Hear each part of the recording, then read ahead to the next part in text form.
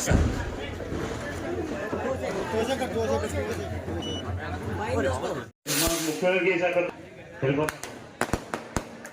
Line వచ్చి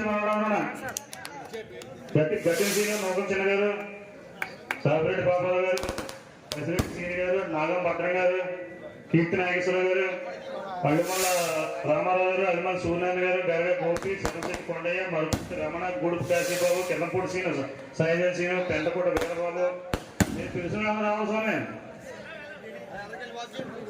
అందుకే కూడా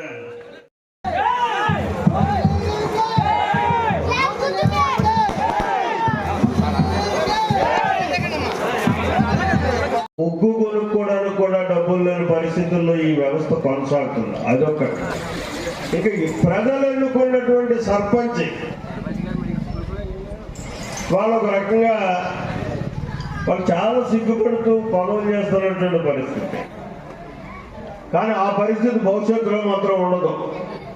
మన నాయకుడు చంద్రబాబు నాయుడు గారు మొన్నే పంచాయతీరాజ్ సదస్సు పెట్టి చెప్పడం జరిగింది.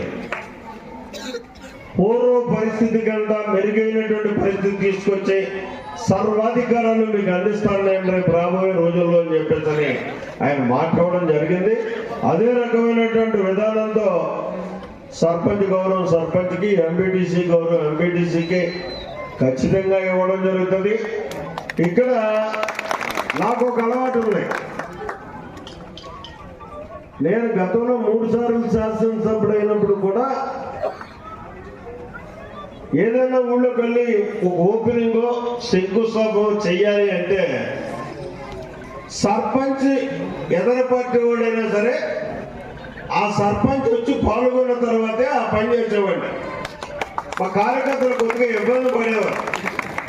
కానీ ప్రజలు ఎన్నుకున్నారు. వాళ్ళు ప్రజలు మంచికో చెడుకో వాళ్ళు కావాలన్న తర్వాత వాళ్ళకి ఆ ప్రోటోకాల్ ఇవ్వాలి. మనం దురదృష్టం ఏంటంటే వాళ్ళు జరుగుతుంది చూసిన ప్రత్యక్షంగా నాకు నమ్మాలో ఏడవాలో అర్థం కానటువంటి పరిస్థితి. పాపం చంటిబాబు ఇంకా 3 మాసాలు ఎమ్మెల్యే ఉంది. ఇన్ఛార్జ్ వేసేసారట. ఓల్డ్ ఏజ్ పెన్షన్ తీసుకొచ్చేసి ఎమ్మెల్యేని పక్క పెట్టేసి ఇన్ఛార్జ్తో ఇప్పించేస్తున్నారు. మరి ఏ చట్టమో నాకు అర్థం కాలే. ఇన్ఛార్జ్ అన్న చట్టాల్లో ఉండదు. వాడు పార్టీకి ఇన్ఛార్జ్ అవుతాడు. పార్టీలో చదువు